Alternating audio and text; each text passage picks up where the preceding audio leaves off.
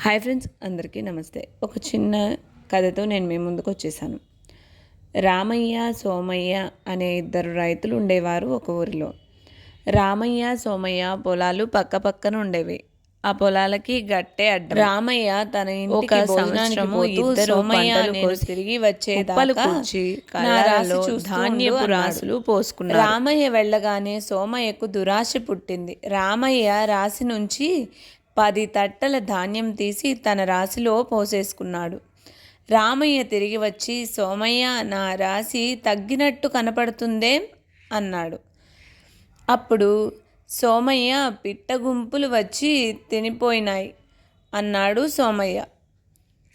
పిట్టల్ని తోలలేకపోయావా అన్నాడు రామయ్య. నువ్వు రాశి చూస్తుండమన్నావు కానీ పిట్టల్ని తోలమని చెప్పలేదుగా అన్నాడు సోమయ్య. తర్వాత సోమయ్య భోజనానికి వెళ్తూ, రామయ్య, నా రాశి మీద పిట్టలు కానీ వాలితే తోలు అని ఇంటికి వెళ్ళిపోయాడు.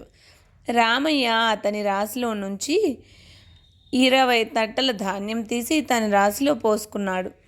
నా రాశి తగ్గినట్టు కనబడుతుందే రామయ్య అన్నాడు సోమయ్య తిరిగి వచ్చిన తర్వాత.